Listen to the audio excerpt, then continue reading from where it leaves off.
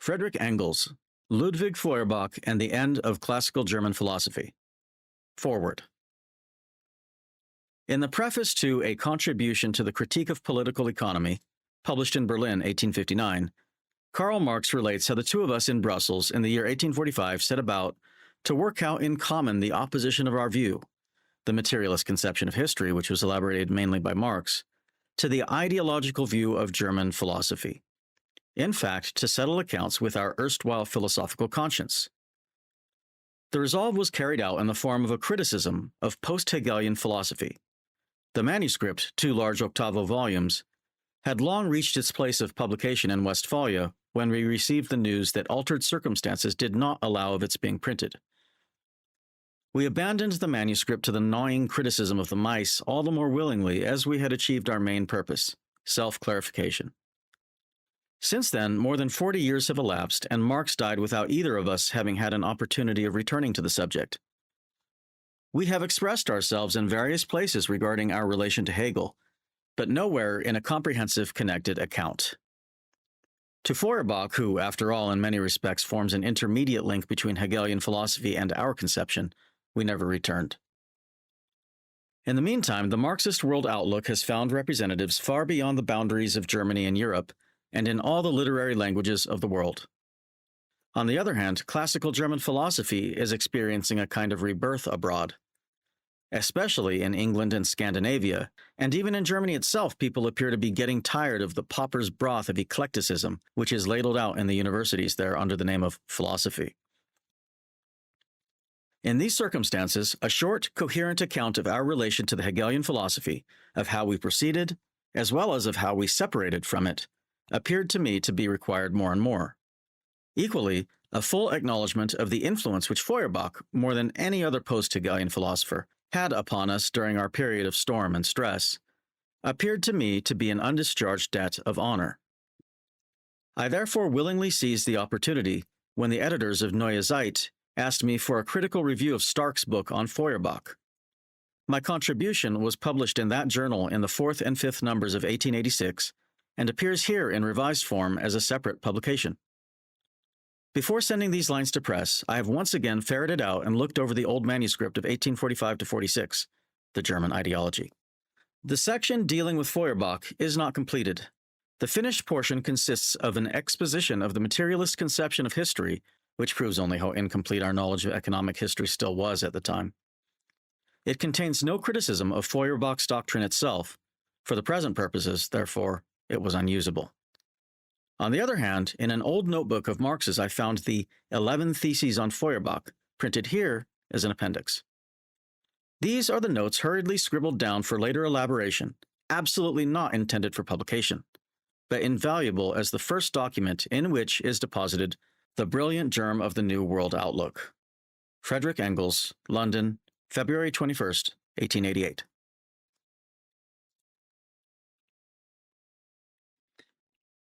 Part 1. Hegel. The volume before us carries us back to a period which, although in time no more than a generation behind us, has become as foreign to the present generation in Germany as if it were already 100 years old. Yet it was the period of preparation for the Revolution of 1848, and all that has happened since then in our country has been merely a continuation of 1848, merely the execution of the last will and testament of the Revolution. Just as in France in the 18th century, so in Germany the 19th, a philosophical revolution ushered in the political collapse. But how different the two looked. The French were in open combat against all official science, against the church, and often against the state.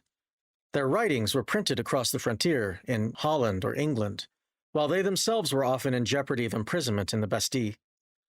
On the other hand, the Germans were professors, state-appointed instructors of youth. Their writings were recognized textbooks, and the termination system of the whole development, the Hegelian system, was even raised, as it were, to the rank of a royal Prussian philosophy of state. Was it possible that a revolution could hide behind these professors, behind their obscure, pedantic phrases, their ponderous, wearisome sentences? Were not precisely these people, who were then regarded as the representatives of the revolution, the liberals, the bitterest opponents of this brain-confusing philosophy? But what neither the government nor the liberals saw was seen at least by one man as early as 1833, and this man was indeed none other than Heinrich Heine. Let us take an example. No philosophical proposition has earned more gratitude from narrow-minded governments and wrath from equally narrow-minded liberals than Hegel's famous statement, "All that is real is rational, and all that is rational is real." That was tangibly a sanctification of things that be, a philosophical benediction bestowed upon despotism, police government, star chamber proceedings, and censorship. That is how Friedrich William III and how his subjects understood it. But according to Hegel, certainly not everything that exists is also real, without further qualification. For Hegel, the attribute of reality belongs only to that which at the same time is necessary. In the course of its development, reality proves to be necessity. A particular government measure, Hegel himself cites the example of a certain tax regulation, is therefore for him by no means real without qualification. That which is necessary, however, proves itself in the last resort to be also rational, and applied to the Prussian state of things of that time, the Hegelian proposition therefore merely means this state is rational, corresponds to reason, insofar as it is necessary. And if it nevertheless appears to us to be evil, but still, in spite of its evil character, continues to exist, then the evil character of the government is justified and explained by the corresponding evil character of its subjects. The Prussians of that day had the government that they deserved. Now, according to Hegel, reality is, however, in no way an attribute predictable of any given state of affairs, social or political, in all circumstances and at all times. On the contrary, the Roman Republic was real, but so was the Roman Empire, which superseded it. In 1789, the French monarchy had become so unreal, that is to say, so robbed of all necessity, so irrational, that it had to be destroyed by the Great Revolution, of which Hegel always speaks with the greatest enthusiasm. In this case, therefore, the monarchy was the unreal, and the revolution the real.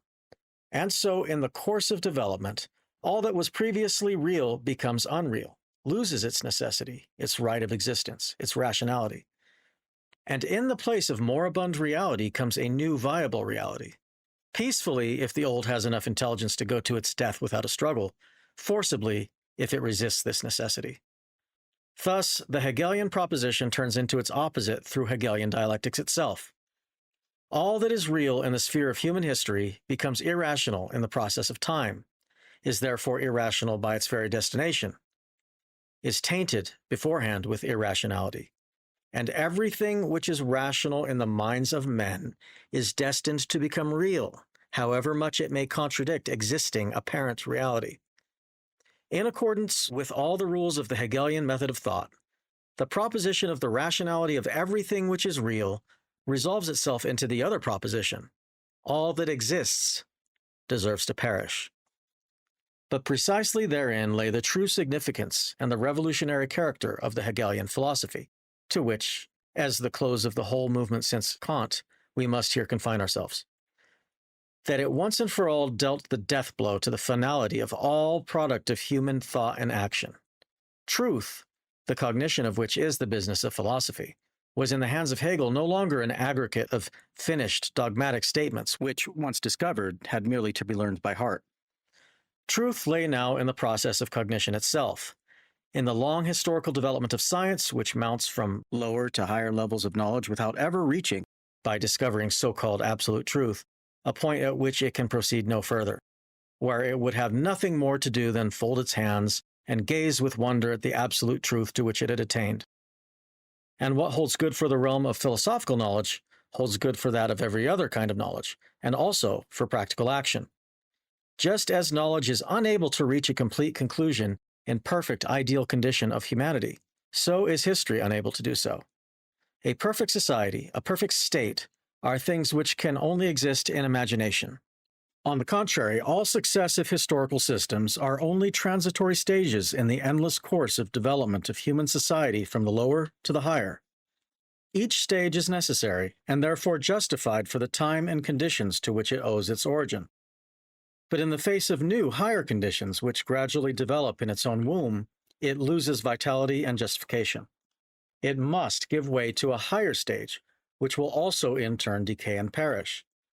Just as the bourgeoisie by large-scale industry, competition, and the world market dissolves in practice all stable, time-honored institutions, so this dialectical philosophy dissolves all conceptions of final, absolute truth and of absolute states of humanity corresponding to it.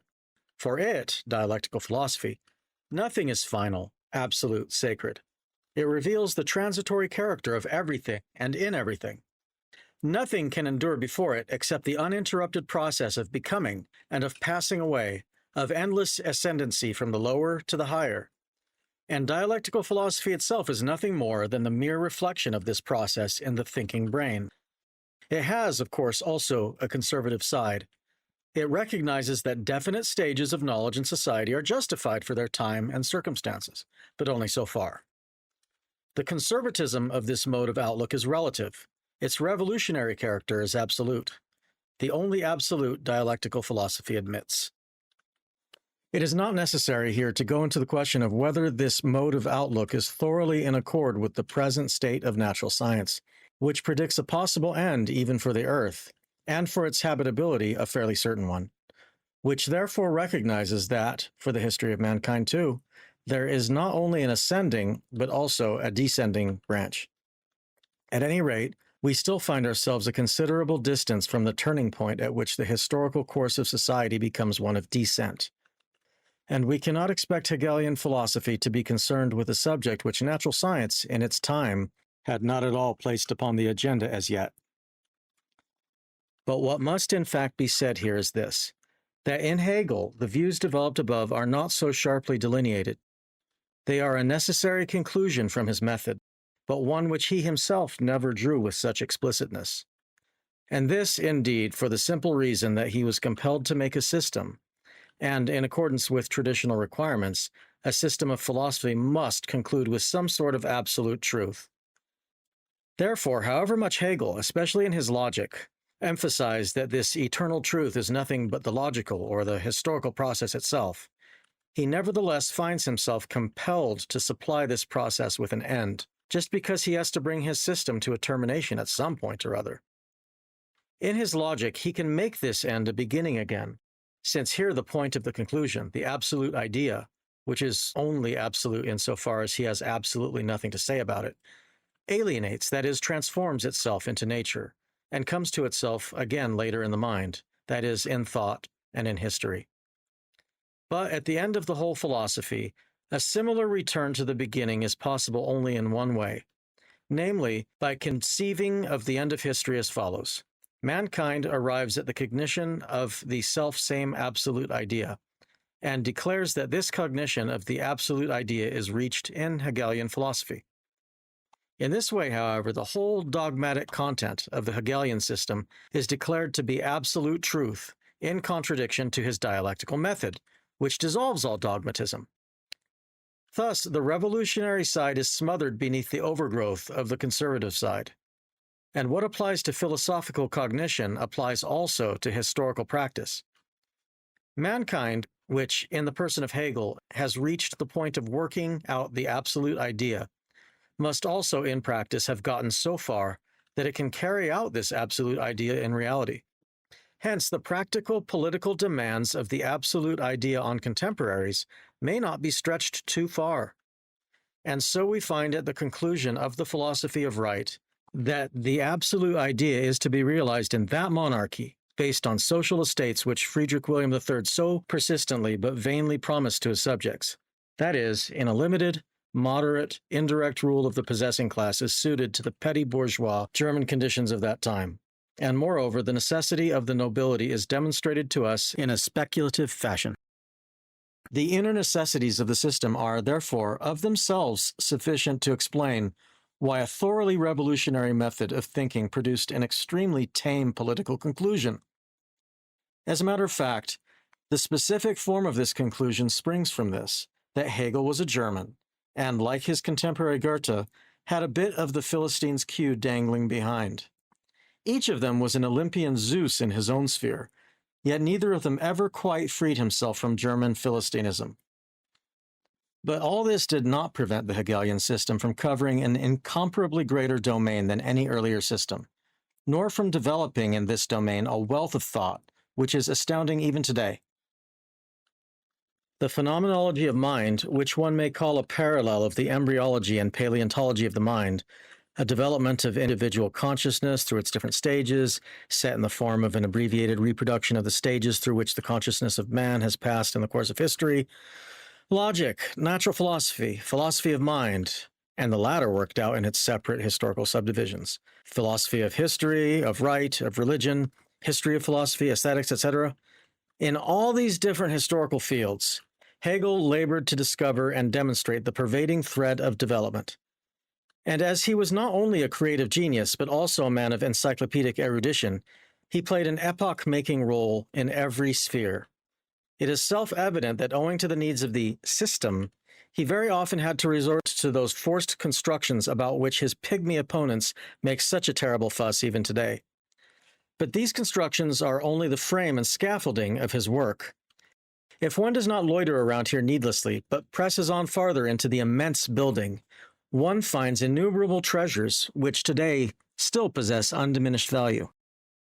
With all philosophers, it is precisely the system which is perishable, and for the simple reason that it springs from an imperishable desire of the human mind, the desire to overcome all contradictions. But if all contradictions are once and for all disposed of, we shall have arrived at so-called absolute truth. World history will be at an end. And yet it has to continue, although there is nothing left for it to do, hence a new insoluble contradiction. As soon as we have once realized, and in the long run no one has helped us to realize it more than Hegel himself, that the task of philosophy thus stated means nothing but the task that a single philosopher should accomplish that which can only be accomplished by the entire human race in its progressive development. As soon as we realize that, there is an end to all philosophy in the hitherto accepted sense of the word. One leaves alone absolute truth, which is unattainable along this path or by any single individual. Instead, one pursues attainable relative truths along the path of the positive sciences, and the summation of their results by means of dialectical thinking. At any rate, with Hegel, philosophy comes to an end. On the one hand, because in his system he summed up its whole development in the most splendid fashion, and on the other hand, because, even though unconsciously, he showed us the way out of the labyrinth of systems to real, positive knowledge of the world. One can imagine what a tremendous effect this Hegelian system must have produced in the philosophy-tinged atmosphere of Germany. It was a triumphant procession which lasted for decades, and which by no means came to a standstill on the death of Hegel. On the contrary, it was precisely from 1830 to 1840 that Hegelianism reigned most exclusively, and to a greater or lesser extent infected even its opponents. It was precisely in this period that Hegelian views, consciously or unconsciously, most extensively penetrated the most diversified sciences and leavened even popular literature and the daily press, from which the average, educated consciousness derives its mental pabulum. But this victory along the whole front was only the prelude to an internal struggle. As we have seen, the doctrine of Hegel, taken as a whole, left plenty of room for giving shelter to the most diverse practical party views. And in the theoretical Germany of that time, two things above all were practical: religion and politics. Whoever placed the chief emphasis on the Hegelian system could be fairly conservative in both spheres. Whoever regarded the dialectical method as the main thing could belong to the most extreme opposition, both in politics and religion. Hegel himself, despite the fairly frequent outbursts of revolutionary wrath in his works, seemed on the whole to be more inclined to the conservative side. Indeed, his system had cost him much more hard mental plugging than his method. Toward the end of the 30s, the cleavage in the school became more and more apparent. The left wing, the so-called young Hegelians, in their fight with the pietist orthodox and feudal reactionaries, abandoned bit by bit that philosophical genteel reserve in regard to the burning questions of the day, which up to that time had secured state toleration and even protection for their teachings. And when in 1840 orthodox pietism and absolutist feudal reaction ascended the throne with Frederick William IV, open partisanship became unavoidable. The fight was still carried on with philosophical weapons, but no longer for abstract philosophical aims. It turned directly on the destruction of traditional religion and of the existing state, and while in the Deutsche Jahrbucher the practical ends were still predominantly put forward in philosophical disguise, In the Rheinische Zeitung of 1842, the young Hegelian school revealed itself directly as the philosophy of the aspiring radical bourgeoisie and used the meager cloak of philosophy only to deceive the censorship. At that time, however, politics was a very thorny field, and hence the main fight came to be directed against religion. This fight, particularly since 1840, was indirectly also political. Strauss's Life of Jesus, published in 1835, had provided the first impulse. The theory therein developed of the formation of the gospel myths was combated later by Bruno Bauer with proof that a whole series of evangelic stories had been fabricated by the authors themselves. The controversy between these two was carried out in the philosophical disguise of a battle between self-consciousness and substance. The question whether the miracle stories of the Gospels came into being through unconscious traditional myth creation within the bosom of the community, or whether they were fabricated by the evangelists themselves, was magnified into the question whether, in world history, substance or self-consciousness was the decisive operative force. Finally came Stirner, the prophet of contemporary anarchism. Bakunin has taken a great deal from him, and capped the sovereign self-consciousness by his sovereign ego. We will not go further into this side of the decomposition process of the Hegelian school. More important for us is the following. The main body of the most determined young Hegelians was, by the practical necessities of its fight against positive religion, driven back to Anglo-French materialism. This brought them into conflict with the system of their school. While materialism conceives nature as the sole reality, nature in the Hegelian system represents merely the alienation of the absolute idea, so to say, a degradation of the idea. At all events, thinking and its thought product, the idea, is here the primary, nature the derivative, which only exists at all by the condescension of the idea. And in this contradiction, they floundered as well or ill as they could. Then came Feuerbach's Essence of Christianity. With one blow, it pulverized the contradiction, in that without circumlocutions, it placed materialism on the throne again. Nature exists independently of all philosophy. It is the foundation upon which we human beings, ourselves products of nature, have grown up. Nothing exists outside nature and man, and the higher beings our religious fantasies have created are only the fantastic reflection of our own essence. The spell was broken, the system was exploded and cast aside, and the contradiction shown to exist only in our imagination was dissolved. One must himself have experienced the liberating effect of this book to get an idea of it. Enthusiasm was general. We all became at once Feuerbachians. How enthusiastically Marx greeted the new conception and how much, in spite of critical reservations, he was influenced by it, one may read in The Holy Family. Even the shortcomings of the book contributed to its immediate effect. Its literary, sometimes even high-flown style, secured for it a large public, and was at any rate refreshing after long years of abstract and abstruse Hegelianizing. The same is true of its extravagant deification of love, which, coming after the now intolerable sovereign rule of pure reason, had its excuse, if not its justification. But what we must not forget is that it was precisely these two weaknesses of Feuerbach that true socialism, which had been spreading like a plague in educated Germany since 1844, took as its starting point, putting literary phrases in the place of scientific knowledge, the liberation of mankind by means of love in place of the emancipation of the proletariat through the economic transformation of production. In short, losing itself in the nauseous fine writing and ecstasies of love typified by Errol Karl Grun. Another thing we must not forget is this. The Hegelian school disintegrated, but Hegelian philosophy was not overcome through criticism. Strauss and Bauer each took one of its sides and set it polemically against the other. Feuerbach smashed the system and simply discarded it. But a philosophy is not disposed of by the mere assertion that it is false. And so powerful a work as Hegelian philosophy, which had exercised so enormous an influence on the intellectual developments of the nation, could not be disposed of by simply being ignored. It had to be sublated in its own sense. That is, in the sense that while its form had to be annihilated through criticism, the new content which had been won through it had to be saved. How this was brought about, we shall see below. But in the meantime, the Revolution of 1848 thrust the whole of philosophy aside as unceremoniously as Feuerbach had thrust aside Hegel. And in the process, Feuerbach himself was also pushed into the background. Part 2. Materialism. The great basic question of all philosophy, especially of more recent philosophy, is that concerning the relation of thinking and being.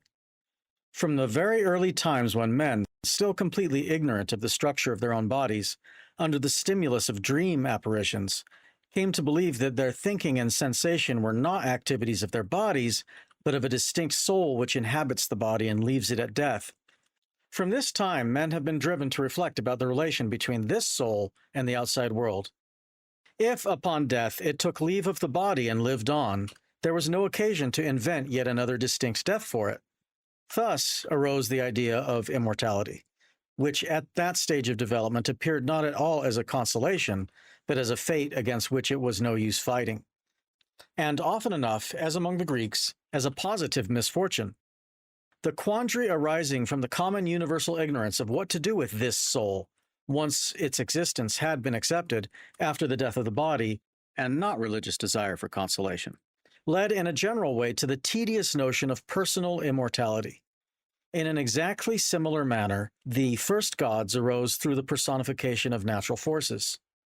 And these gods, in the further development of religions, assumed more and more extra-mundane form, until finally, by a process of abstraction, I might say almost out of distillation, occurring naturally in the course of man's intellectual development, out of the many more or less limited and mutually limiting gods, there arose in the minds of men the idea of the one exclusive God of the monotheistic religions. Thus, the question of the relation of thinking to being, the relation of the spirit to nature, the paramount question of the whole of philosophy, has, no less than all religion, its roots in the narrow-minded and ignorant notions of savagery. But this question could for the first time be put forward in its whole acuteness, could achieve its full significance only after humanity in Europe had awakened from the long hibernation of the Christian Middle Ages. The question of the position of thinking in relation to being, a question which, by the way, had played a great part in the scholasticism of the Middle Ages. The question, which is primary, spirit or nature? That question, in relation to the church, was sharpened into this: did God create the world, or has the world been in existence eternally?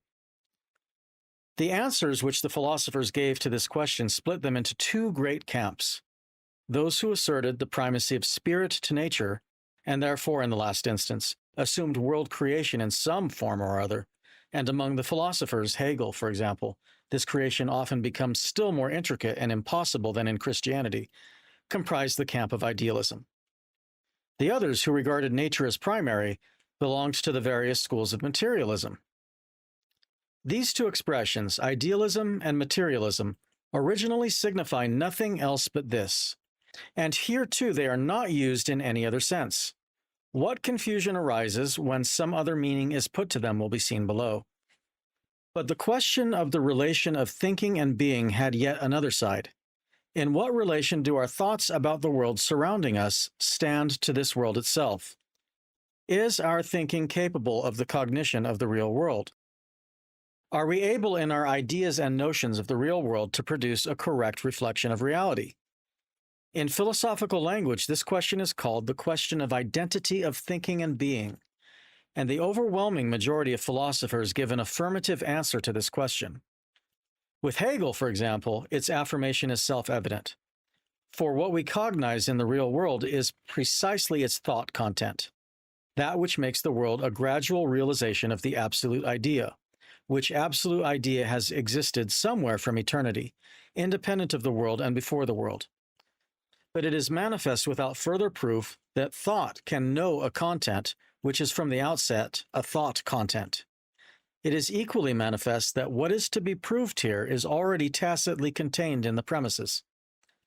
But that in no way prevents Hegel from drawing the further conclusion from his proof of the identity of thinking and being that his philosophy, because it is correct for his thinking, is therefore the only correct one, and that the identity of thinking and being must prove its validity by mankind immediately translating his philosophy from theory into practice and transforming the whole world according to Hegelian principles.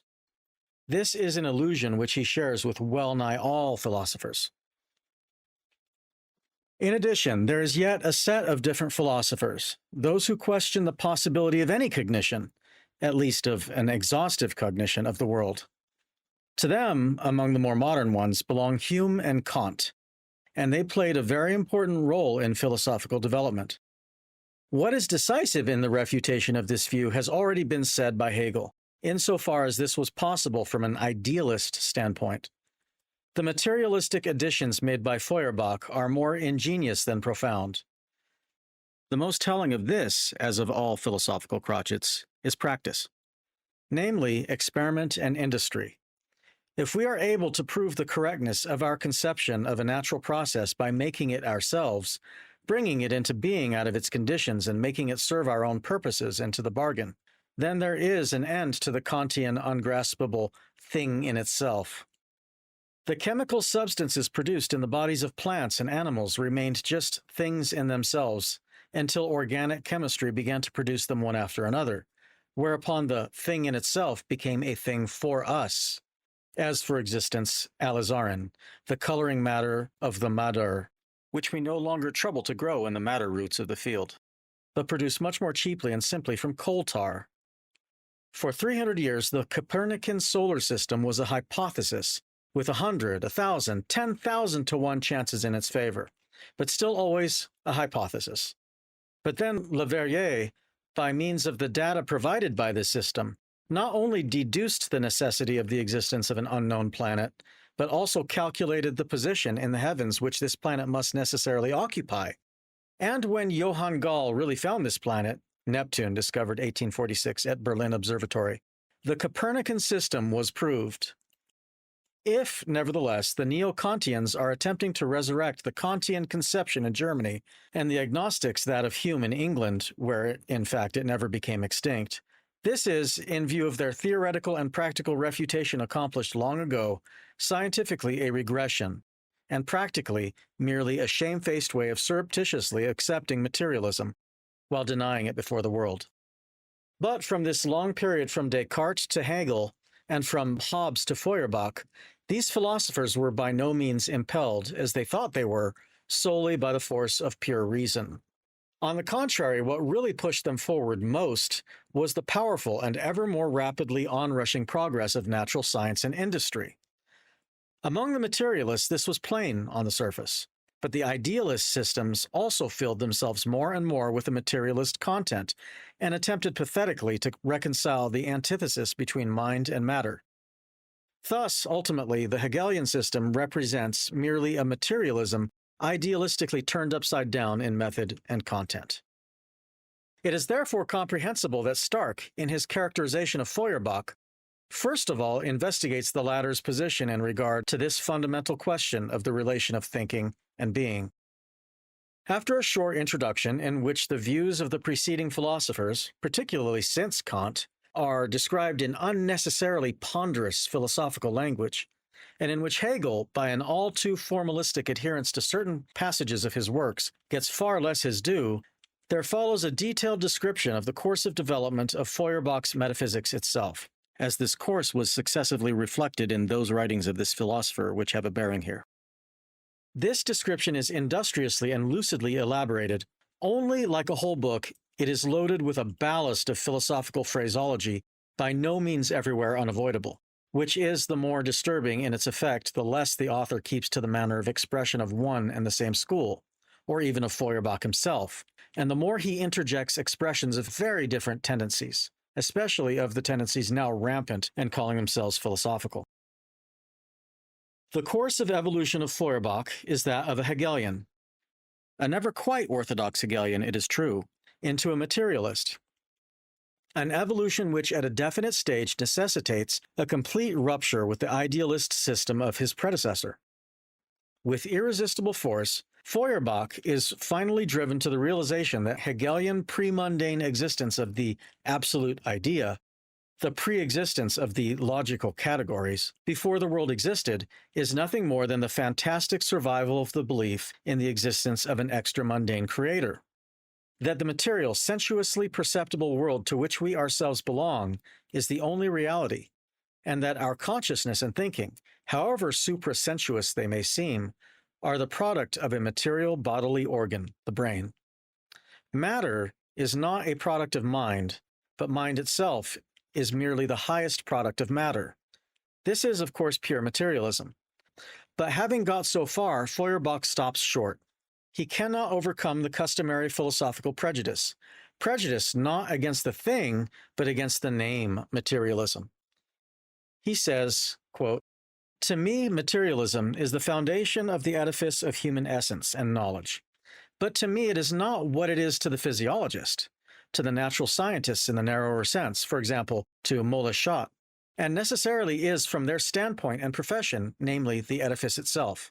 Backwards, I fully agree with the materialists, but not forwards."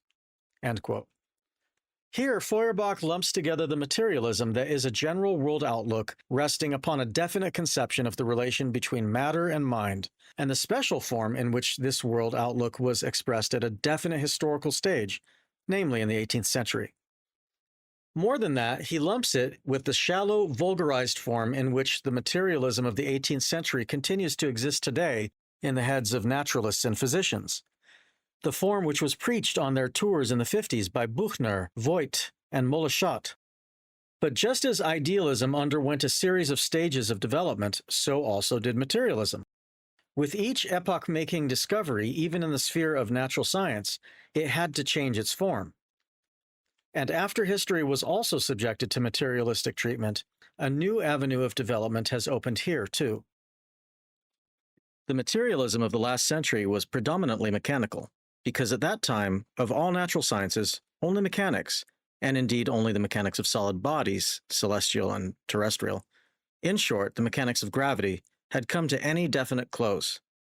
Chemistry, at that time, existed only in its infantile, phlogistic form. Vegetable and animal organisms had been only roughly examined, and were explained by purely mechanical causes. What the animal was to Descartes, man was to the materialists of the 18th century, a machine. This exclusive application of the standards of mechanics to processes of a chemical and organic nature, in which processes the laws of mechanics are indeed also valid, but are pushed into the backgrounds by other higher laws, constitutes the first specific, but at that time inevitable, limitations of classical French materialism.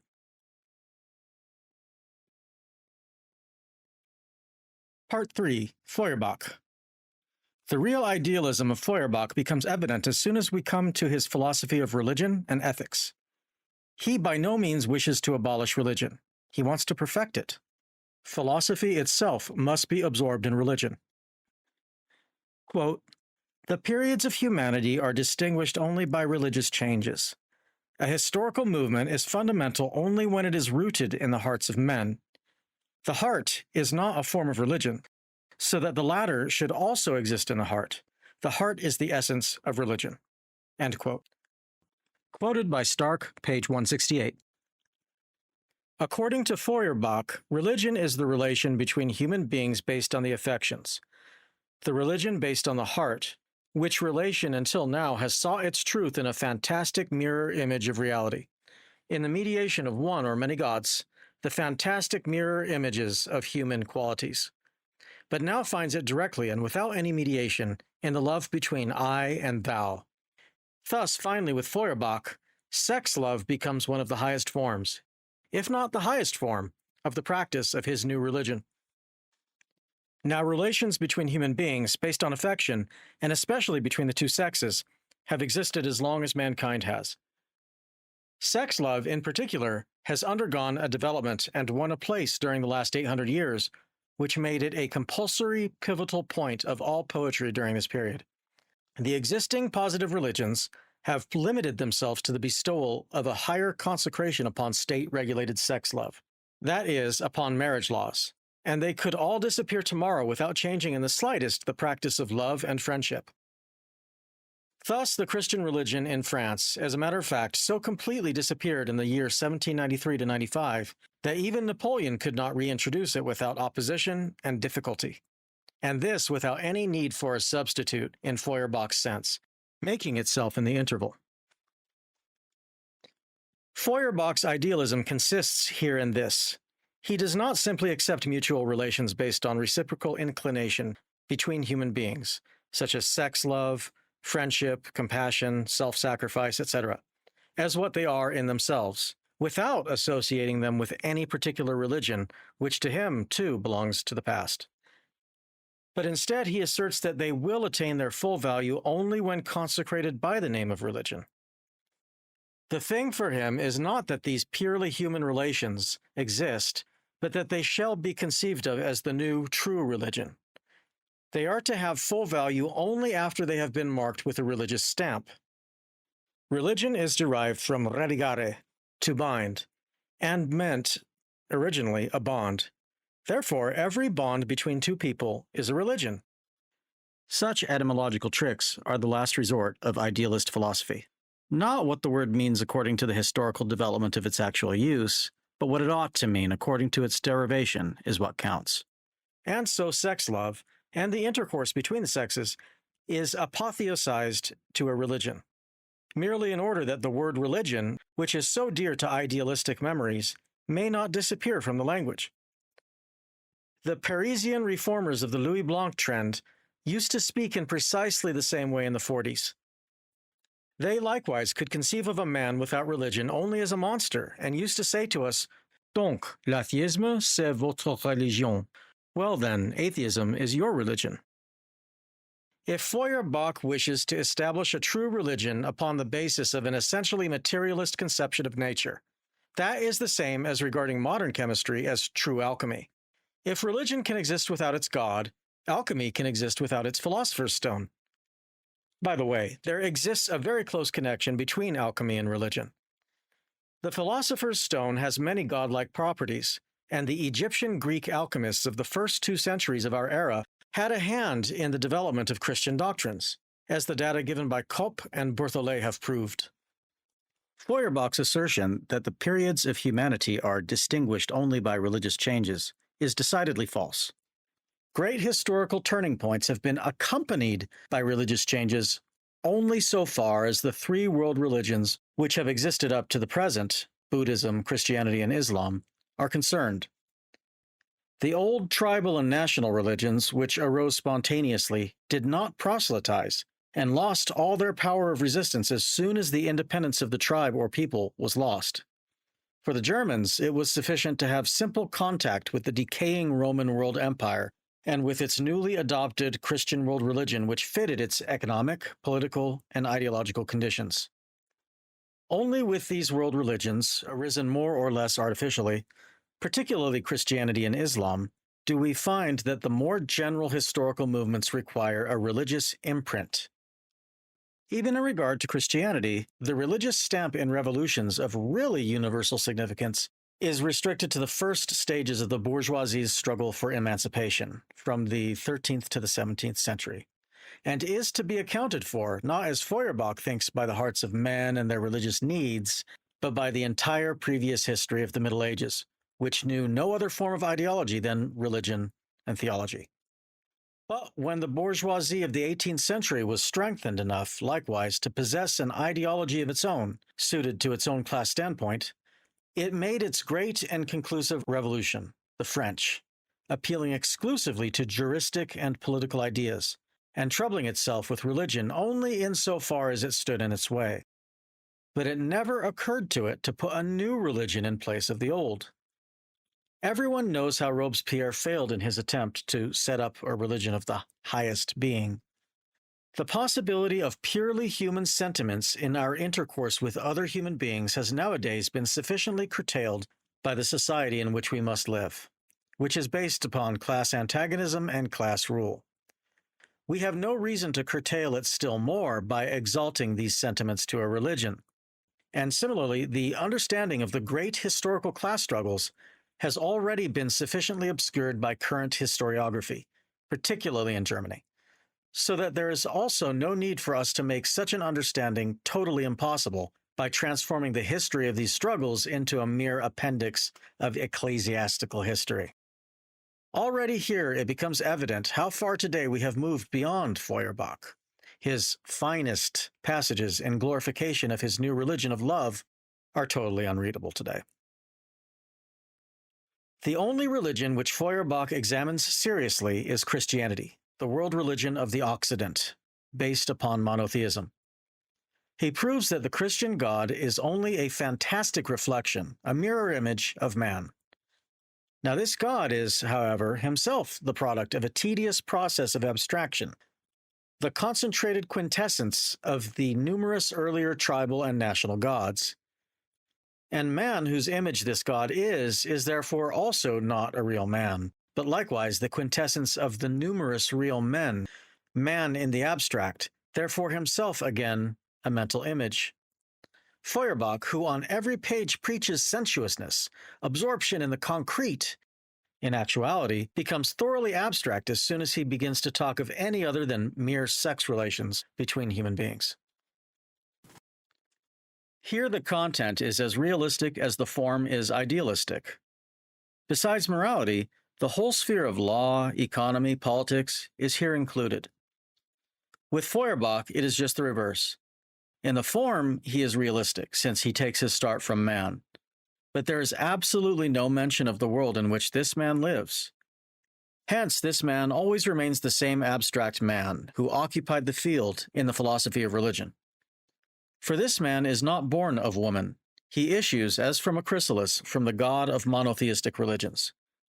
He therefore does not live in a real world historically come into being and historically determined. True, he has intercourse with other men. However, each one of them is just as much an abstraction as he himself. In his philosophy of religion, we still had men and women, but in his ethics, even this last distinction disappears. Feuerbach, to be sure, at long intervals makes such statements as, "Man thinks differently in a palace and in a hut. If because of hunger, of misery, you have no stuff in your body, you likewise have no stuff for morality in your head, in your mind or heart. Politics must become our religion," etc. But Feuerbach is absolutely incapable of achieving anything with these maxims. They remain mere phrases, and even Stark has to admit that for Feuerbach, politics constituted an impassable frontier, and the, quote, science of society, sociology, was terra incognita to him, end quote.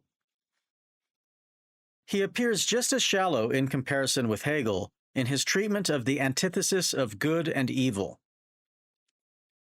One believes one is saying something great, Hegel remarks, if one says that man is naturally good.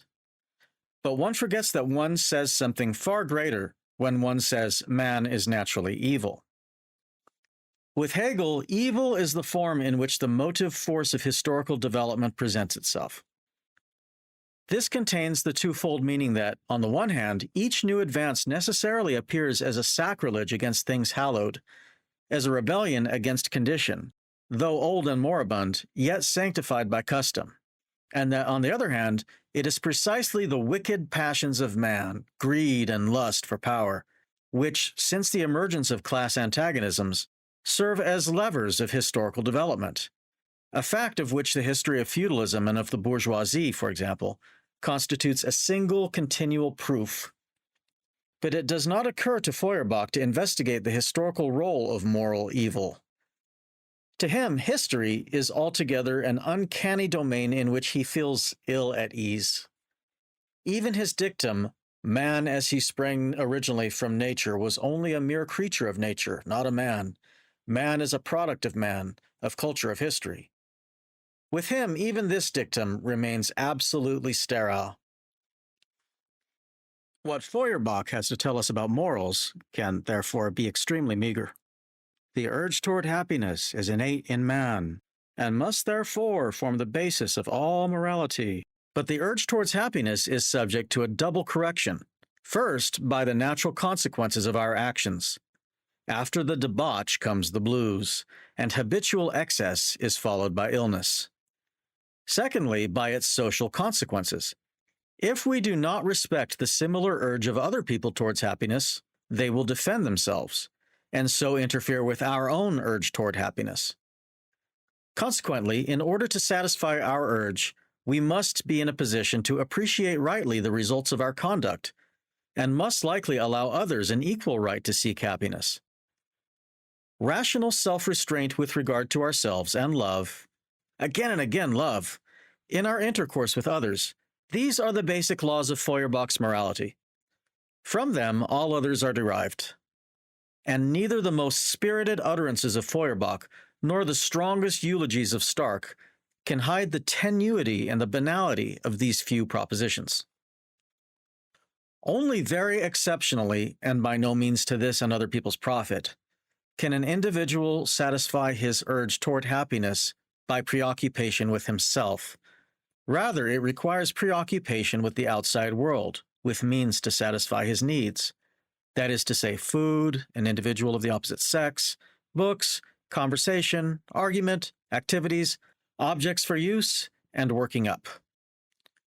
Feuerbach's morality either presupposes that these means and objects of satisfaction are given to every individual as a matter of course, or else it offers only inapplicable good advice, and is therefore not worth a brass farthing to people who are without these means. And Feuerbach himself states this in plain terms. Quote, "Man thinks differently in a palace and in a hut. If because of hunger, of misery, you have no stuff in your body, you have no stuff for morality in your head, in your mind, or heart." End quote. Do matters fare any better in regard to the equal right of others to satisfy their urge towards happiness? Feuerbach posed this claim as absolute, as holding good for all times and circumstances. But since when has it been valid? Was there ever in antiquity between slaves and masters, or in the Middle Ages between serfs and barons, any talk about an equal right to the urge towards happiness? Was not the urge towards happiness of the oppressed class sacrificed ruthlessly, and by right of law, to that of the ruling class? Yes, that was indeed immoral. Nowadays, however, equality of rights is recognized in words. Ever since, and inasmuch as the bourgeoisie, in its fight against feudalism and in the development of capitalist production, was compelled to abolish all privileges of estate, that is, personal privileges, and to introduce the equality of all individuals before law, first in the sphere of private law, then gradually also in the sphere of public law. But the urge towards happiness thrives only to a trivial extent on ideal rights. To the greatest extent of all, it thrives on material means, and capitalist production takes care to ensure that the great majority of those equal rights shall get only what is essential for bare existence. Capitalist production has therefore little more respect, if indeed any more, for the equal right to the urge towards happiness of the majority than had slavery or serfdom. And are we better off in regard to the mental means of happiness, the educational means? Is not even the schoolmaster of Sadawa a mythical person? More. According to Feuerbach's theory of morals, the stock exchange is the highest temple of moral conduct, provided only that one always speculates right. If my urge towards happiness leads me to the stock exchange, and if there I correctly gauge the consequences of my actions so that only agreeable results and no disadvantages ensue, that is, I always win, then I am fulfilling Feuerbach's precept. Moreover, I do not thereby interfere with the equal right of another person to pursue his happiness, for that other man went to the exchange just as voluntarily as I did, and in concluding the speculative transaction with me, he has followed his urge towards happiness as I have followed mine. If he loses his money, his action is, ipso facto, proved to have been unethical because of his bad reckoning. And since I have given him the punishment he deserves, I can slap my chest proudly like a modern Rhadamanthus.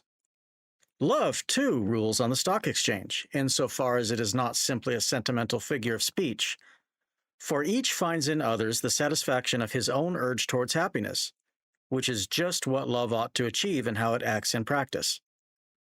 And if I gamble with correct prevision of the consequences of my operations, and therefore with success, I fulfill all the strictest injunctions of Feuerbachian morality, and become a rich man into the bargain.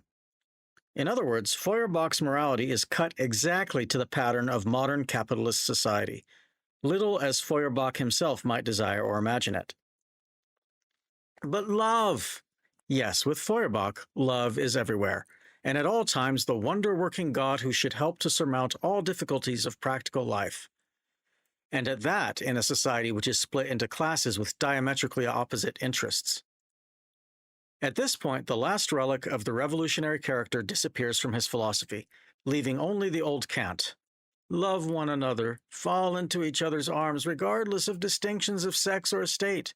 A universal orgy of reconciliation. In short, the Feuerbachian theory of morals fares like all its predecessors. It is designed to suit all periods, all peoples, and in all conditions. And precisely for that reason, it is never and nowhere applicable. It remains, as regards the real world, as powerless as Kant's categorical imperative. In reality, every class, even every profession, has its own morality. And even this it violates whenever it can do so with impunity. And love, which is to unite all, manifests itself in wars, altercations, lawsuits, domestic broils, divorces, and every possible exploitation of one by another. Now, how was it possible that the powerful impetus given by Feuerbach turned out to be so unfruitful for himself? For the simple reason that Feuerbach himself never contrives to escape from the realm of abstraction, for which he has a deadly hatred, into that of living reality. He clings fiercely to nature and man, but nature and man remain mere words with him. He is incapable of telling us anything definite either about real nature or real men. But from the abstract man of Feuerbach, one arrives at real living men only when one considers them as participants in history. And that is what Feuerbach resisted, and therefore the year 1848, which he did not understand, meant to him merely the final break with the real world, retirement into solitude. The blame for this again falls chiefly on the conditions then obtaining in Germany, which condemned him to rot away miserably. But the step which Feuerbach did not take, nevertheless, had to be taken. The cult of abstract man, which formed the kernel of Feuerbach's new religion, had to be replaced by the science of real men and of their historical development. This further development of Feuerbach's standpoint beyond Feuerbach was inaugurated by Marx in 1845 in The Holy Family. Part 4. Marx. Strauss, Bauer, Stirner, Feuerbach, these were the offshoots of Hegelian philosophy, insofar as they did not abandon the field of philosophy. Strauss, after his Life of Jesus and Dogmatics, produced only literary studies in philosophy, and ecclesiastical history after the fashion of Renan. Bauer only achieved something in the field of history of the origin of Christianity, though what he did here was important. Stirner remained a curiosity, even after Bakunin blended him with Proudhon and labeled the blend anarchism. Feuerbach alone was of significance as a philosopher. But not only did philosophy, claimed to soar above all special sciences and to be the science of sciences connecting them, remain to him an impassable barrier, an inviolable holy thing, but as a philosopher too, he stopped half incapable of disposing of Hegel through criticism. He simply threw him aside as useless, while he himself, compared with the encyclopedic wealth of the Hegelian system, achieved nothing positive beyond a turgid religion of love and a meager, impotent morality. Out of the dissolution of the Hegelian school, however, there developed still another tendency, the only one which has borne real fruit. And this tendency is essentially connected with the name of Marx. The separation from Hegelian philosophy was here also the result of a return to the materialist standpoint. That means it was resolved to comprehend the real world, nature and history, just as it presents itself to everyone who approaches it, free from preconceived idealist crotchets. It was decided mercilessly to sacrifice every idealist fancy which could not be brought into harmony with the facts conceived in their own and not in a fantastic interconnection. And materialism means nothing more than this. But here the materialist world outlook was taken really seriously for the first time and was carried through consistently, at least in its basic features, in all domains of knowledge concerned. Hegel was not simply put aside. On the contrary, a start was made from his revolutionary side, described above, from the dialectical method. But in its Hegelian form, this method was unusable. According to Hegel, dialectics is the self-development of the concept. The absolute concept does not only exist, unknown where, from eternity. it is also the actual living soul of the whole existing world. It develops into itself through all the preliminary stages which are treated at length in the logic, and which are all included in it. Then it alienates itself by changing into nature, where, unconscious of itself, disguised as a natural necessity, it goes through a new development and finally returns as man's consciousness of himself. This self-consciousness then elaborates itself again in history in the crude form, until, finally, the absolute concept again comes to itself completely in the Hegelian philosophy. According to Hegel, therefore, the dialectical development apparent in nature and history, that is, the causal interconnection of the progressive movement from the lower to the higher, which asserts itself through all zigzag movements and temporary retrogression, is only a copy, Abklatsch, of the self-movement of the concept going on from eternity, no one knows where, but at all events independently of any thinking human brain. This ideological perversion had to be done away with. We again took a materialistic view of the thoughts in our heads, regarding them as images, Abbilder, of real things instead of regarding real things as images of this or that stage of the absolute concept. Thus, dialectics reduced itself to the science of the general laws of motion, both of the external world and of human thought. Two sets of laws which are identical in substance, but differ in their expression, insofar as the human mind can apply them consciously. While in nature, and also up to now for the most part in human history, these laws assert themselves unconsciously in the form of external necessity, in the midst of an endless series of seeming accidents.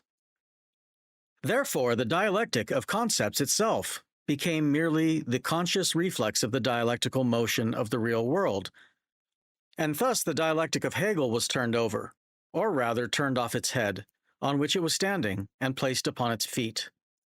And this material dialectic, which for years had been our best working tool and our sharpest weapon, was, remarkably enough, discovered not only by us, but also independently of us and even of Hegel, by a German worker, Joseph Dietzken. In this way, however, the revolutionary side of Hegelian philosophy was again taken up and at the same time freed from the idealist trimmings which with Hegel had prevented its consistent execution. The great basic thought that the world is not ready to be comprehended as a complex of ready-made things, but as a complex of processes in which the things apparently stable, no less than their mind images in our heads, the concepts go through an uninterrupted change of coming into being and passing away, in which, in spite of all seeming accident and of all temporary retrogression, a progressive development asserts itself in the end. This great fundamental thought has, especially since the time of Hegel, so thoroughly permeated ordinary consciousness that in this generality it is now scarcely ever contradicted. But to acknowledge this fundamental thought in words, and to apply it in reality, in detail to each domain of investigation, are two different things. If, however, investigation always proceeds from this standpoint, the demand for final solutions and eternal truths ceases once and for all. One is always conscious of the necessary limitation of all acquired knowledge, of the fact that it is conditioned by the circumstances in which it was acquired. On the other hand, one no longer permits oneself to be imposed upon by the antithesis, insuperable for the still common old metaphysics, between true and false, good and bad, identical and different, necessary and accidental. One knows that these antitheses have only a relative validity. That which is recognized now as true has also its latent false side, which will later manifest itself, just as that which is now regarded as false has also its true side by virtue of which it could previously be regarded as true. One knows that what is maintained to be necessary is composed of sheer accidents, and that the so-called accidental is the form behind which necessity hides itself, and so on. The old method of investigation and thought, which Hegel calls metaphysical, which preferred to investigate things as given, as fixed and stable, a method the relics of which still strongly haunt people's minds, had a great deal of historical justification in its day. It was necessary first to examine things before it was possible to examine processes. One had first to know what a particular thing was before one could observe the changes it was undergoing. And such was the case with natural science. The old metaphysics, which accepted things as finished objects, arose from a natural science which investigated dead and living things as finished objects. But when this investigation had progressed so far that it became possible to take the decisive step forward, that is, to pass on the systemic investigation of the changes which these things undergo in nature itself, then the last hour of the old metaphysics struck in the realm of philosophy too. And in fact, while natural science up to the end of the last century was predominantly a collecting science, a science of finished things, in our century it is essentially a systematizing science, a science of the processes, of the origin and development of these things, and of the interconnection which binds all these natural processes into one great whole. Physiology, which investigates the processes occurring in plant and animal organisms. Embryology, which deals with the development of individual organisms from germs to maturity. Geology, which investigates the gradual formation of the Earth's surface. All these are the offspring of our century. But above all, there are three great discoveries which have enabled our knowledge of the interconnection of natural processes to advance by leaps and bounds. First, the discovery of the cell as the unit from whose multiplication and differentiation the whole plant and animal body develops. Not only is the development and growth of all higher organisms recognized to proceed according to a single general law, but the capacity of the cell to change indicates the way by which organisms can change their species, and thus go through a more than individual development. Second, the transformation of energy, which has demonstrated to us that all the so-called forces operative in the first instance in inorganic nature, mechanical force and its complement potential energy, heat, radiation, light or radiant heat, electricity, magnetism, and chemical energy, are different forms of manifestation of universal motion, which pass into one another in definite proportions, so that in place of a certain quantity of the one which disappears, a certain quantity of another makes its appearance, and thus the whole motion of nature is reduced to this incessant process of transformation from one into another. Finally, the proof which Darwin first developed in connected form, that the stock of organic products of nature environing us today, including man, is the result of a long process of evolution from a few originally unicellular germs, and that these again have arisen from protoplasm or albumin, which came into existence by chemical means. Thanks to these three great discoveries and the other immense advances in natural science, we have now arrived at the point where we can demonstrate the interconnection between the processes in nature, not only in particular spheres, but also the interconnection of these particular spheres on the whole, and so can present, in an approximately systemic form, a comprehensive view of the interconnection in nature by means of the facts provided by an empirical science itself. To furnish this comprehensive view was formerly the task of so-called natural philosophy. It could do this only by putting in place of the real but as yet unknown interconnections, ideal fancied ones, filling in the missing facts by figments of the mind, and bridging the actual gaps merely in imagination.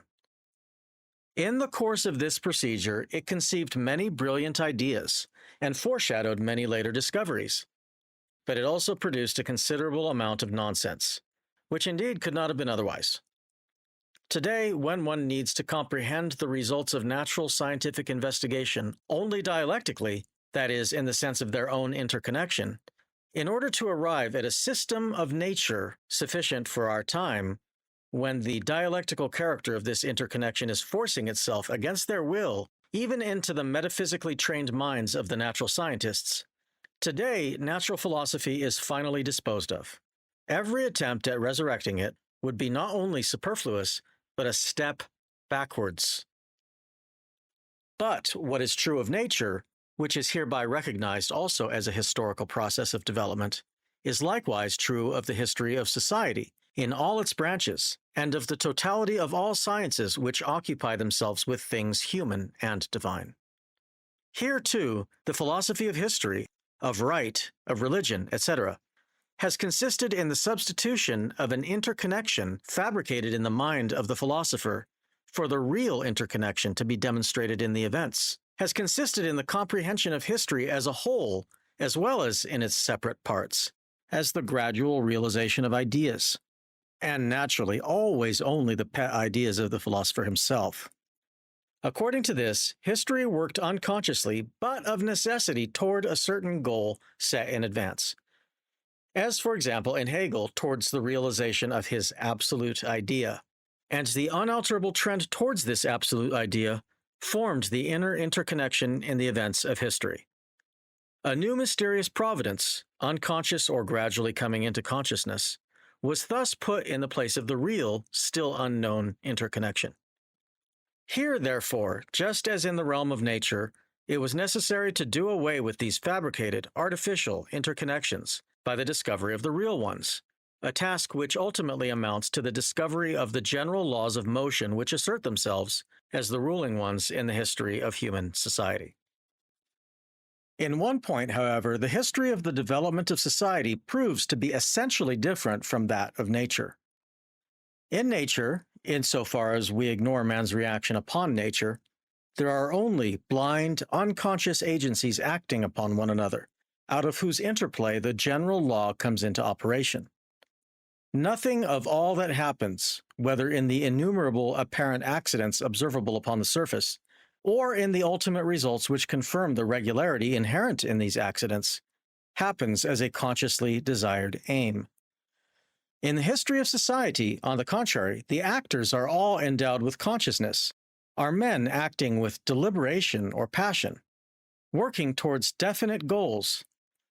Nothing happens without a conscious purpose, without an intended aim.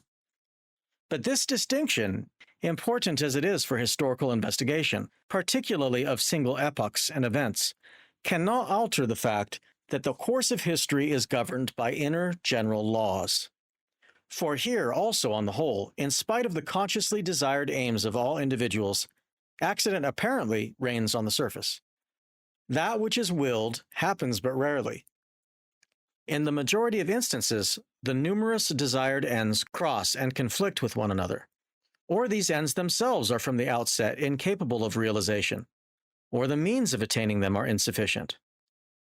Thus, the conflicts of innumerable individual wills and individual actions in the domain of history produce a state of affairs entirely analogous to that prevailing in the realm of unconscious nature.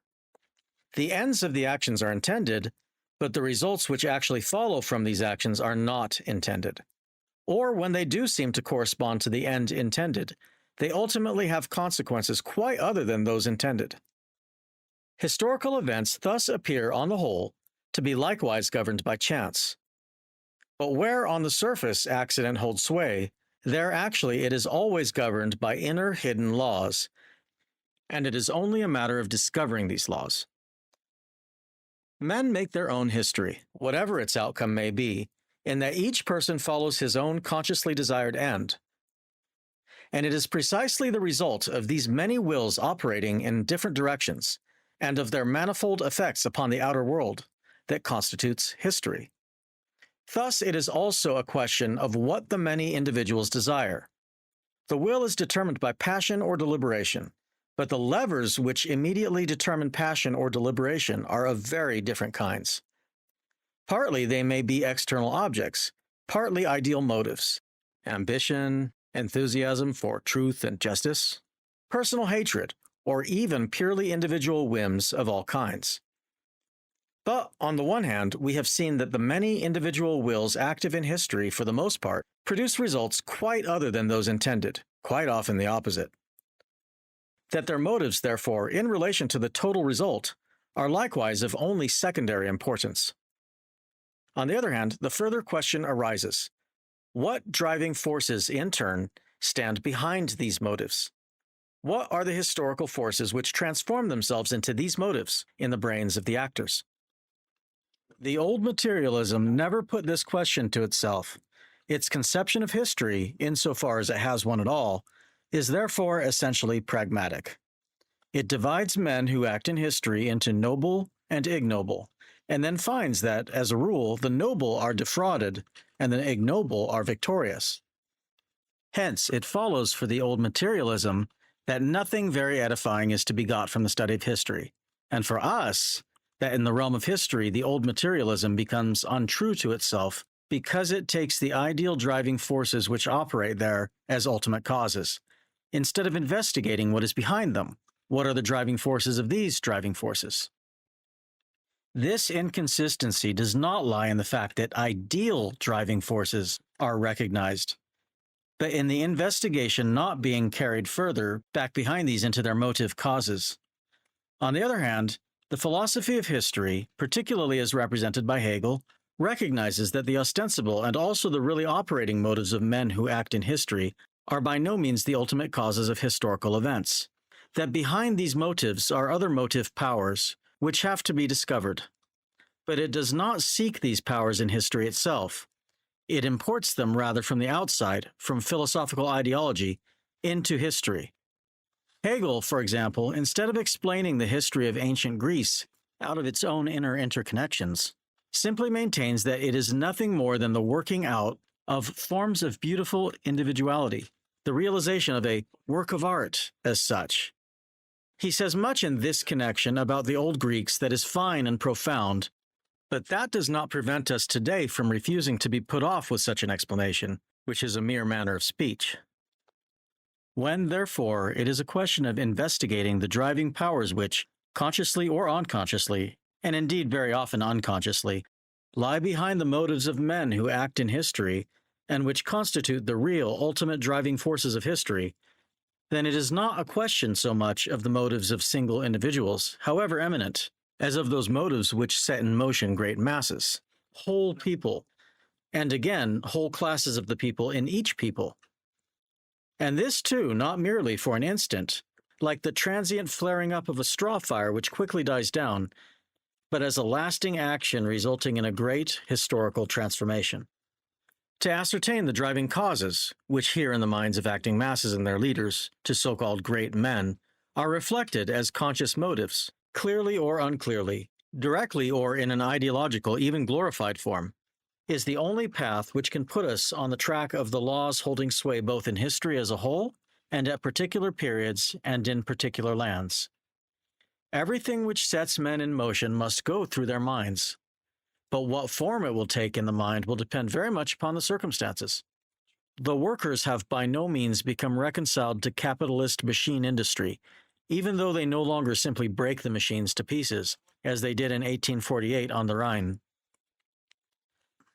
But while in all earlier periods the investigation of these driving causes of history was almost impossible on account of the complicated and concealed interconnections between them and their effects, our present period has so far simplified these interconnections that the riddle could be solved.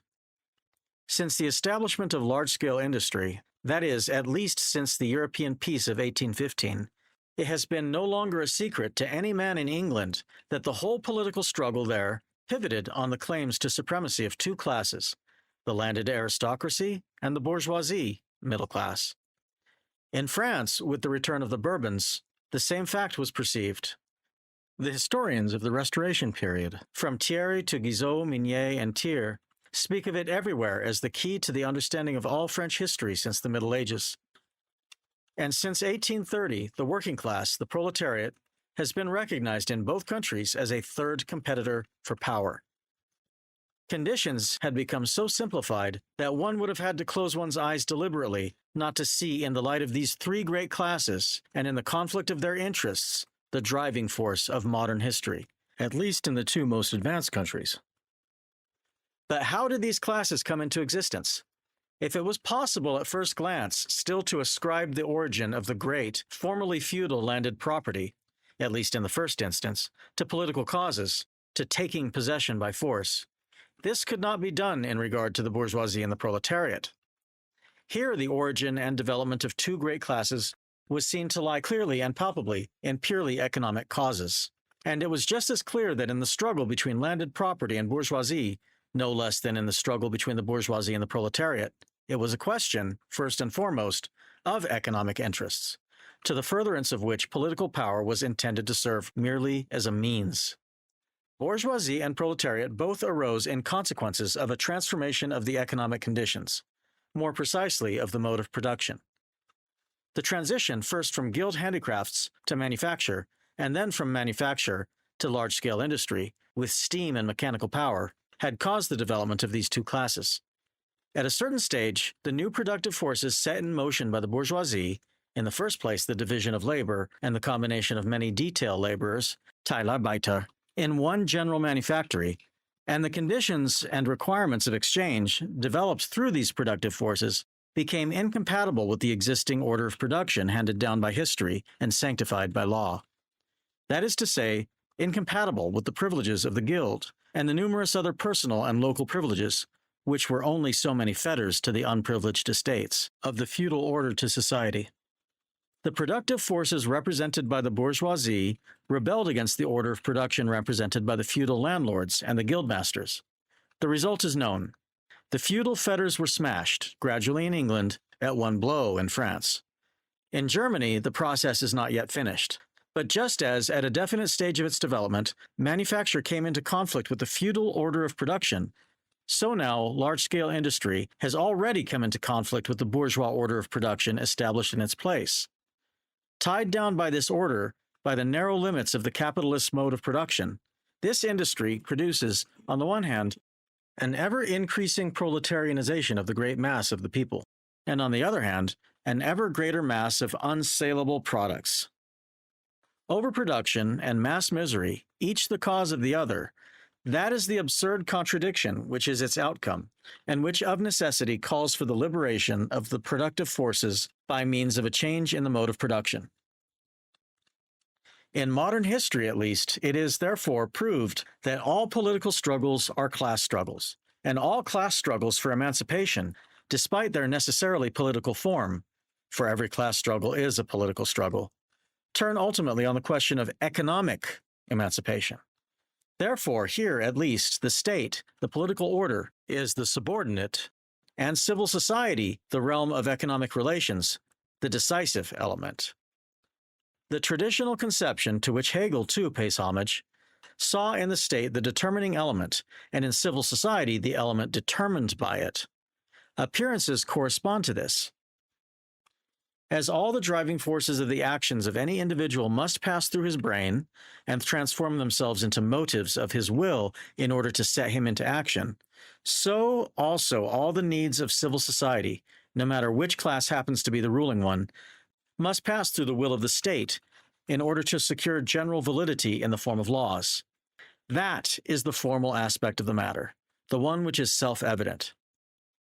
The question arises, however, what is the content of this merely formal will, of the individual as well as of the state?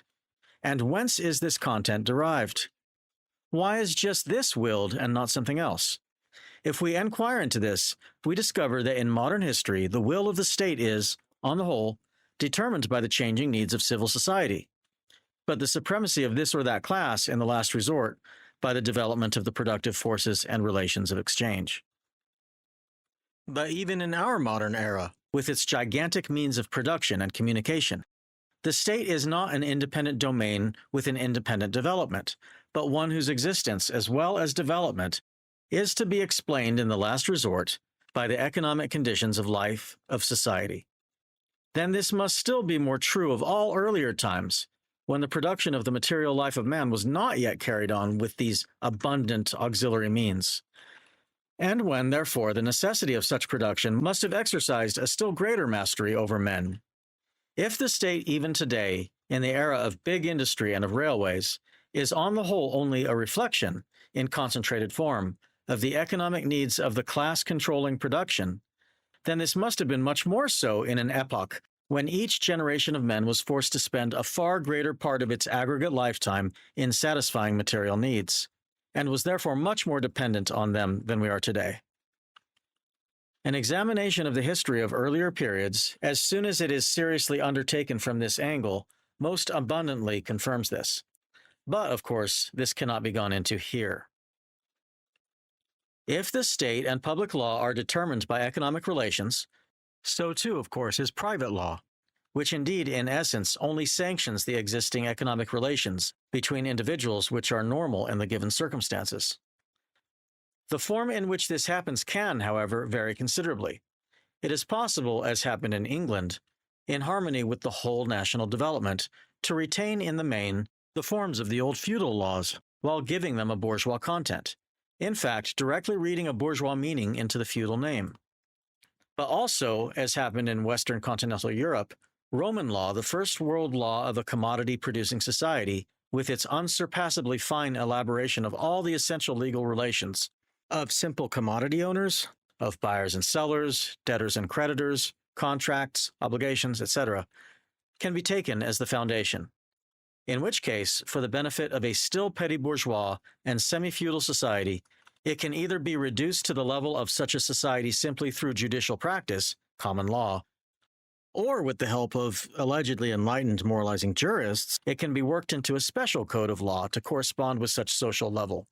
A code which in these circumstances will still be a bad one, also from the legal standpoint. For instance, Prussian Landrecht. But after a great bourgeois revolution, it is, however, also possible for such a classic law code of bourgeois society as the French Code Civil to be worked out upon the basis of this same Roman law.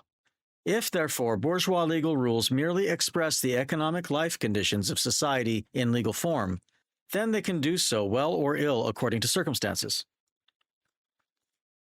The state presents itself to us as the first ideological power over man. Society creates for itself an organ for the safeguarding of its common interests against internal and external attacks. This organ is the state power. Hardly come into being, this organ makes itself independent vis-à-vis society, and indeed the more so, the more it becomes the organ of a particular class, the more it directly enforces the supremacy of that class. The fight of the oppressed class against the ruling class becomes necessarily a political fight, a fight first of all against the political dominance of this class. The consciousness of the interconnection between this political struggle and its economic basis becomes dulled and can be lost altogether. While this is not wholly the case with the participants, it almost always happens with the historians. Of the ancient sources on the struggles within the Roman Republic, only Appian tells us clearly and distinctly what was at issue in the last resort, namely, landed property. But once this state has become an independent power vis-à-vis society, it produces forthwith a further ideology. It is indeed among professional politicians, theorists of public law, and jurists of private law that the connection with economic facts gets lost for fair. Since, in each particular case, the economic facts must assume the form of juristic motives in order to receive legal sanction. And since, in so doing, consideration, of course, has to be given to the whole legal system already in operation. The juristic form is, in consequence, made everything, and the economic content, nothing. Public law and private law are treated as independent spheres, each being capable of, and needing a systemic presentation by, the consistent elimination of all inner contradictions. Still higher ideologies, that is, such as are still further removed from the material economic basis, take the form of philosophy and religion.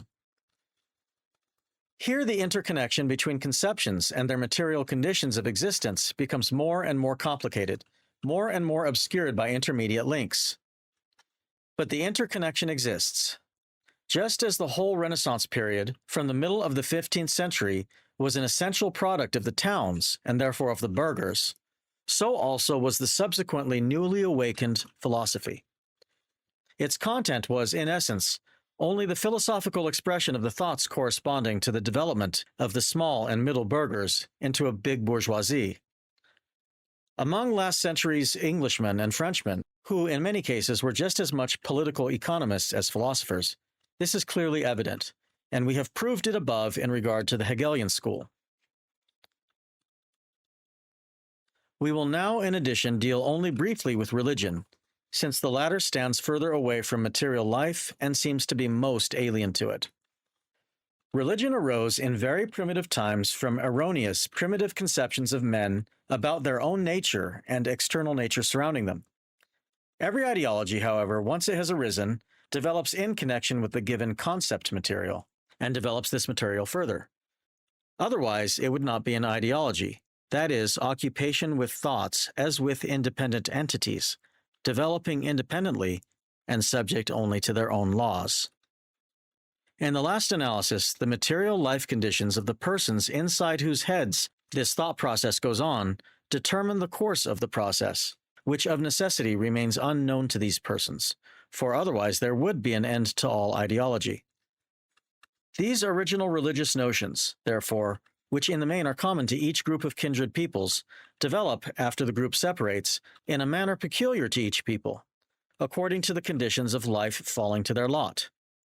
For a number of groups of peoples, and particularly for the Aryans, so-called Indo-Europeans, this process has been shown in detail by comparative mythology. The gods thus fashioned within each people were national gods, whose domain extended no farther than the national territory which they were to protect. On the other side of its boundaries, other gods held undisputed sway. They could continue to exist in imagination only so long as the nation existed. They fell with its fall. The Roman world empire, the economic conditions of whose origin we need not to examine here, brought about this downfall of the old nationalities. The old national gods decayed, even those of the Romans, which were also patterned to suit only the narrow confines of the city of Rome. The need to complement the world empire by means of a world religion was clearly revealed in the attempts made to recognize all foreign gods that were the least bit respectable and provide altars for them in Rome alongside the native gods. But a new world religion is not to be made in this fashion by imperial decree. The new world religion, Christianity, had already quietly come into being out of a mixture of generalized Oriental, particularly Jewish, theology, and vulgarized Greek, particularly Stoic, philosophy. What it originally looked like has to be first laboriously discovered, since its official form, as it has been handed down to us, is merely that in which it became the state religion to which purpose it was adapted by the Council of Nicaea. The fact that already after 250 years it became the state religion suffices to show that it was the religion in correspondence with the conditions of the time. In the Middle Ages, in the same measure as feudalism developed, Christianity grew into the religious counterpart to it, with a corresponding feudal hierarchy. And when the burghers began to thrive, there developed, in opposition to feudal Catholicism, the Protestant heresy, which first appeared in southern France among the Albigenses, at the time the cities there reached the highest point of their florescence. The Middle Ages had attached to theology all the other forms of ideology, philosophy, politics, jurisprudence, and made them subdivision of theology. It thereby constrained every social and political movement to take on a theological form. The sentiments of the masses were fed with religion to the exclusion of all else. It was therefore necessary to put forward their own interests in a religious guise in order to produce a great tempest. And just as the burghers from the beginning brought into being an appendage of propertyless urban plebeians, day laborers, and servants of all kinds, belonging to no recognized social estate, precursors of the later proletariat, so likewise, heresy soon became divided into a burgher moderate heresy and a plebeian revolutionary one, the latter an abomination to the burgher heretics themselves. The ineradicability of the Protestant heresy corresponded to the invincibility of the rising burghers. When these burghers had become sufficiently strengthened, their struggle against the feudal nobility, which till then had been predominantly local, began to assume national dimensions. The first great action occurred in Germany, the so-called Reformation. The burghers were neither powerful enough nor sufficiently developed to be able to unite under their banner the remaining rebellious estates, the plebeians of the towns, the lower nobility, and the peasants of the land. At first, the nobles were defeated. The peasants rose in a revolt which formed the peak of the whole revolutionary struggle. The cities left them in the lurch, and thus the revolution succumbed to the armies of the secular princes who reaped the whole profit. Thenceforward, Germany disappears for 3 centuries from the ranks of the countries playing an independent, active part in history. But beside the German Luther appeared the Frenchman Calvin. With true French acuity, he put the bourgeois character of the Reformation in the forefront, republicanized and democratized the church.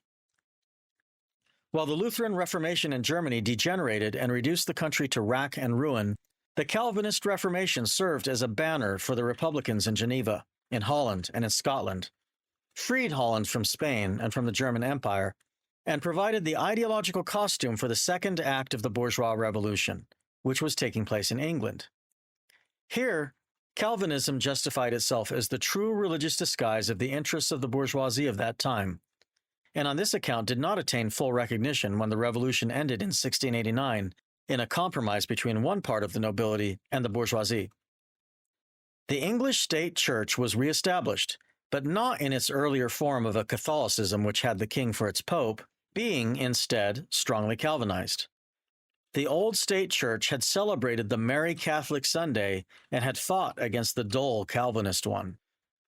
The new bourgeoisified church introduced the latter, the dull Calvinist one, which adorns England to this day. In France, the Calvinist minority was suppressed in 1685 and either Catholicized or driven out of the country. But what was the good? Already at that time, the freethinker Pierre Bayle was at the height of his activity, and in 1694 Voltaire was born. The forcible measures of Louis XIV only made it easier for the French bourgeoisie to carry through its revolution in the irreligious, exclusively political form which alone was suited to a developed bourgeoisie. Instead of Protestants, freethinkers took their seats in the national assemblies. Thereby, Christianity entered into its final stage. It was capable of doing any future service to any progressive class as the ideological garb of its aspirations. It became more and more the exclusive possession of the ruling classes. They apply it as a mere means of government to keep the lower classes within bounds. Moreover, each of the different classes uses its own appropriate religion, the landed nobility.